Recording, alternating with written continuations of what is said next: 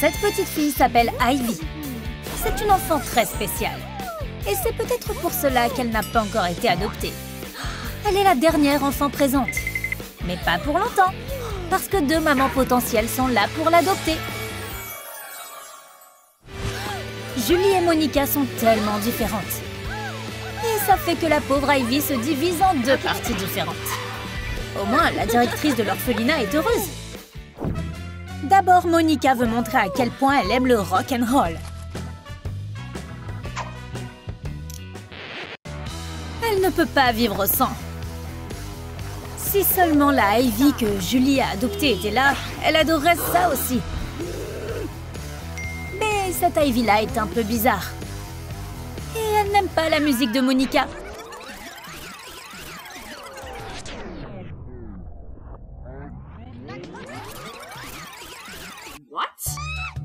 Et elle est vraiment gâtée.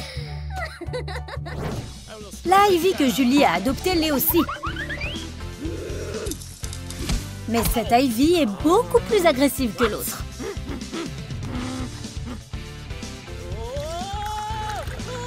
On dirait qu'elle laisse toutes ses émotions diriger sa vie. Et elle ne se soucie pas de ce que les gens pensent d'elle. Si tu voyais ces jumelles, tu ne pourrais pas les différencier. Pas étonnant que le caissier soit confus. Monica ne comprend pas pourquoi sa Ivy aime les couleurs pastel. Et Julie ne comprend pas pourquoi sa fille n'aime pas les choses colorées.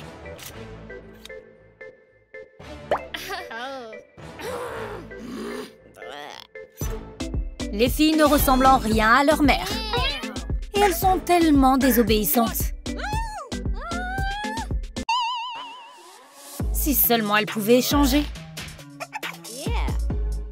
Alors tout se passerait bien.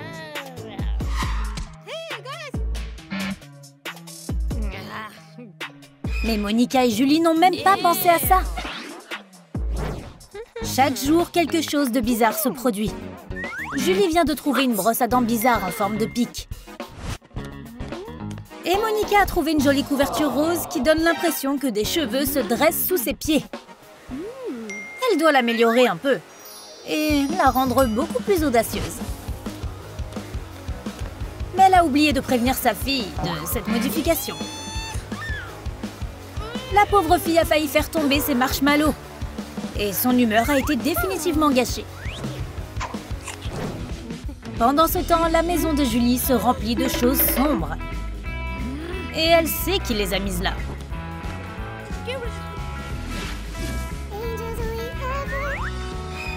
Peu importe à quel point les mamans essaient, leurs filles ne veulent pas changer.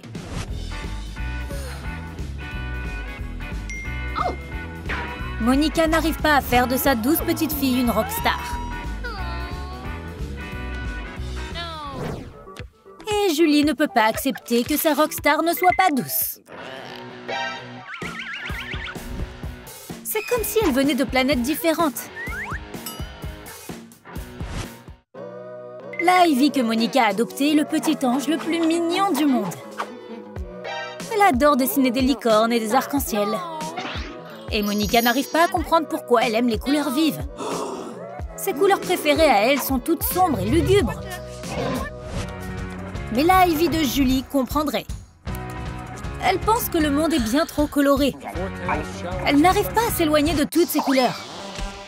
Le seul moment où elle peut donner une pause à ses yeux, c'est lorsqu'elle règle la télévision sur noir et blanc. Maintenant, cette Ivy peut se détendre. Monica essaie toujours de faire en sorte que sa fille se conforme. Ne pouvons-nous pas échanger ce maquillage brillant pour quelque chose de plus impressionnant? Mais le maquillage de Monica n'a pas duré longtemps. L'existence de Soft Ivy l'annule. Julie essaie-t-elle toujours de changer Ivy? Bien sûr. Ses vêtements à pic sont la priorité absolue de Julie. Elle veut que sa fille soit douce et gentille. Quand quelque chose de mignon touche Monica, ça se transforme en quelque chose qui est plus son style. L'échanger ne va pas être facile. Les histoires de licornes, de princesses et d'autres choses mignonnes ne restent pas dans la tête d'Ivy. Ça ne l'aide pas à s'endormir. Ça la tient éveillée. Les histoires effrayantes devraient être au goût de la fille de Julie. Mais Soft Ivy est terrifiée. La pire histoire est celle de l'homme taupe qui se faufile sous terre. Tout ce que Monica trouve drôle ne fait que stresser Ivy. Elle ne veut pas dormir sans son doudou. Pauvre petite chose. La stratégie parentale de Monica est bizarre. Ivy n'est pas la seule à avoir peur. Leurs voisins le sont aussi quand ils l'entendent crier. Pour être honnête, Ivy a l'impression qu'il lui manque quelque chose. Elle continue de rêver qu'elle est à la recherche de sa moitié. Mais c'est si difficile de la reconnaître. Les filles ont du mal à rester fidèles à elles-mêmes. Peu importe à quel point elles essaient, leur mère continue d'essayer de les changer.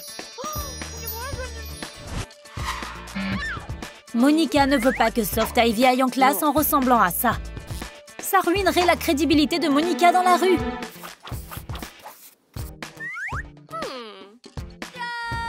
Et Ivy a un problème similaire. Julie recouvre tous ses clous. Mais Ivy aime ses clous. Julie veut simplement que sa fille soit en sécurité. Et si elle tombe et se blesse sur ces clous-là? N'essaie même pas d'argumenter avec ta mère.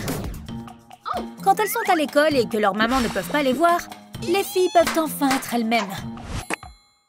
Et peut-être qu'elles auraient pu s'entendre si ce n'était pas à cause du nouvel élève. Les deux Ivy tombent amoureuses de lui. Ce qui veut dire que les filles se disputent. Et pas avec leur mère. Elles se battent pour Nick. Soft Ivy veut que tout le monde l'aime. Même ses projets scientifiques sont super mignons. Comme ce pull qui peut charger ton téléphone en utilisant le pouvoir des câlins. C'est hors norme, mais ça marche. Et Ivy devient jalouse. Elle a hâte de montrer son projet. Elle l'a inventé en classe. C'est une machine à tatouer DIY.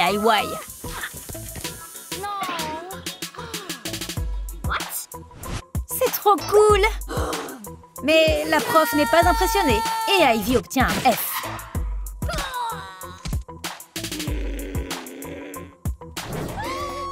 Mais elle ne se soucie pas de ça. Tout ce qui l'intéresse, c'est de causer des problèmes. Si quelqu'un sourit trop, il faut que ça change. Alors Soft Ivy a perdu ses petits amis parce que Ivy les a libérés.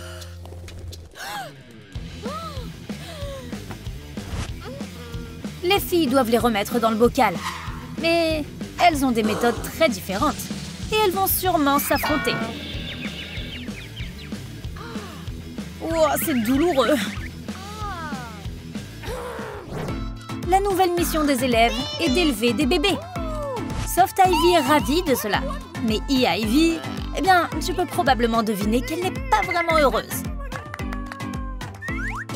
Elle devra quand même faire ce devoir, mais pas toute seule. Le devoir est un projet commun avec leur maman. Les deux Ivy vont certainement avoir du mal, parce que Monica et Julie ont des stratégies parentales très différentes.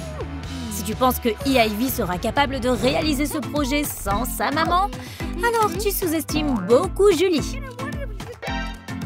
Elle adore les enfants.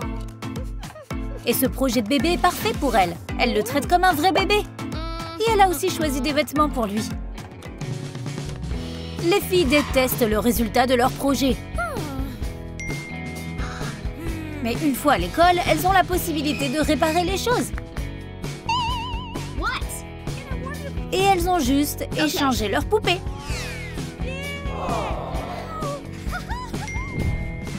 Nick a de gros problèmes avec son projet.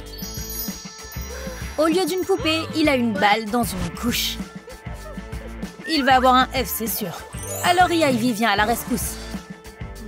Et a procédé à un petit échange.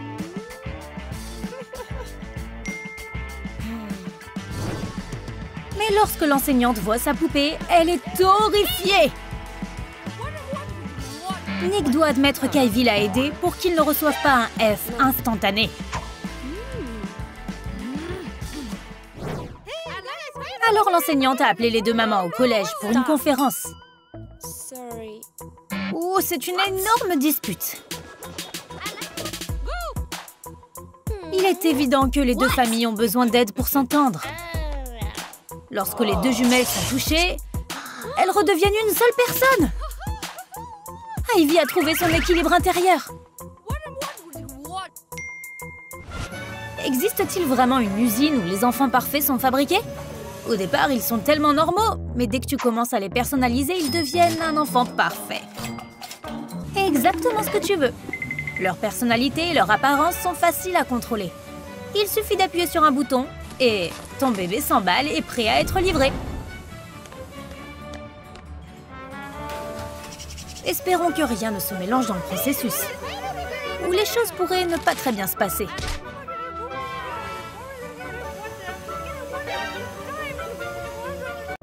Imagine, tu commandes un bébé rebelle avec un tempérament chaud et au lieu de cela, tu reçois un doux petit marshmallow. Ou l'inverse. Tu as commandé un petit ange et tu obtiens un petit démon. C'est le sujet de notre vidéo. Soft Ivy a eu une fille e-girl, nommée Lori. Ce bébé ne ressemble en rien à celui qu'Ivy a commandé, mais c'était la seule dans la boîte. Le pire pour Ivy, c'est que l'usine de bébés n'accepte pas les retours. Alors Ivy va simplement devoir être la maman de Lori. Cette confusion était tellement inattendue. Soutiens Lori en aimant et en t'abonnant. Ivy se rend compte que ce bébé est le sien. Voyons voir ta chambre d'enfant, hein? Elle est pleine de jolis trucs roses, parce qu'Ivy attendait une fille toute douce. Peut-être que Lori pourra la redécorer et se sentir chez elle. Ivy ne s'attendait pas à autant de changements. Ivy, tu ne t'attendais pas à ce que ta fille ait une personnalité? La chambre a l'air différente, mais si Lori l'aime, alors Ivy aussi.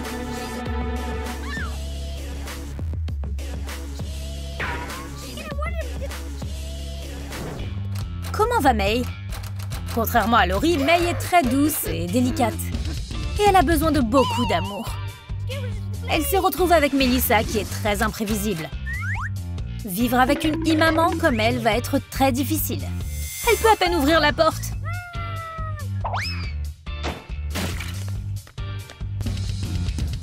Mais tout comme Lori, May est en train de faire des changements.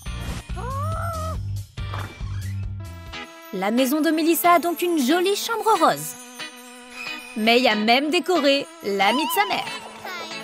Monsieur Bones n'a jamais été aussi mignon. Ce n'est pas le genre d'enfant que tu attendais, hein, Melissa? Quand tes enfants et toi êtes très différents, ça peut parfois être stressant. Mais ce n'est pas incroyable? Tout le monde est différent. Nos nouvelles mamans vont devoir apprendre cette leçon. Tu peux essayer de la combattre, mais ça ne marchera jamais. Tu peux essayer de cacher les bagues et les chaînes d'une e-girl, mais elle trouvera toujours un moyen d'en avoir. Ivy ne comprend pas encore cela. Écoute, elle essaie encore de lutter contre sa fille. Elle pourrait simplement l'accepter et l'aimer comme elle est.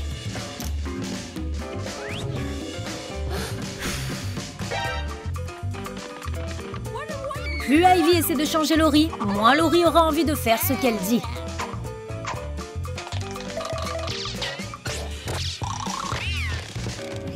Et elle n'obtiendra jamais son respect.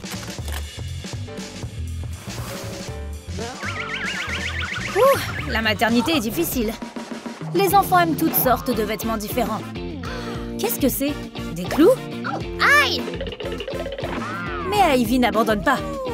Elle a fait de nouveaux t-shirts noirs pour elle et Lori. Mais ça n'a pas vraiment marché. Qu'est-ce que ça dit? On dirait que Lori boycotte sa mère. Alors, elle a essayé d'effacer ce signe. Elle a réussi. Maintenant, les garçons portent des jupes roses. Peut-être que Melissa et May s'entendent mieux. On dirait que Melissa est sur le point de préparer le dîner. Mais une e-girl ne peut pas faire le dîner avant d'avoir fini son solo de batterie. Si tu frappes les pots assez fort, la nourriture aura meilleur goût. Mais depuis qu'elle a May, elle a du mal à s'en sortir. Elle a emprunté la baguette de tambour pour ses propres besoins. Mélissa adore ses baguettes, alors en perdre une est une véritable tragédie.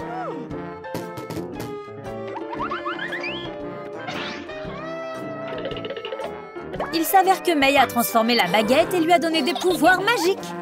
Cette baguette en métal lourd ressemble plus à la baguette magique d'une marraine lacée maintenant. Oh, ma pauvre baguette! Mélissa n'oubliera jamais sa vie d'avant.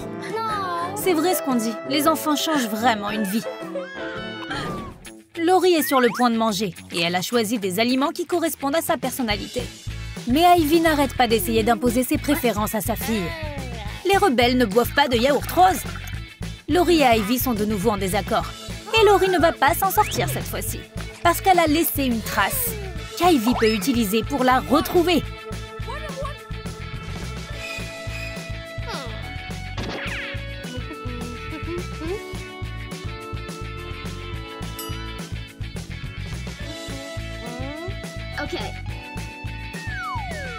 Ivy retrouve sa fille dans une humeur horrible. Elle ne veut pas parler. Ivy devrait être plus douce avec elle la prochaine fois et s'assurer que Laurie ne fait pas de dégâts.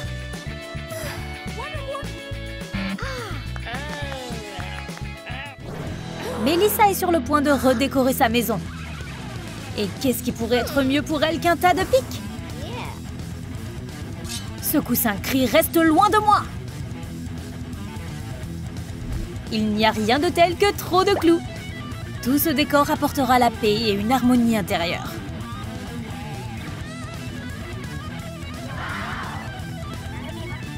La seule chose qui pourrait tuer la vibe de Mélissa, c'est un coin très pointu.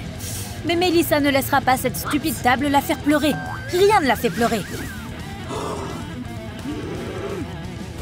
Si tu avais un opposé ou un jumeau maléfique, à quoi ressemblerait-il? Parle-nous de ton clone dans les commentaires. À la prochaine sur Trompe Trompe Trick.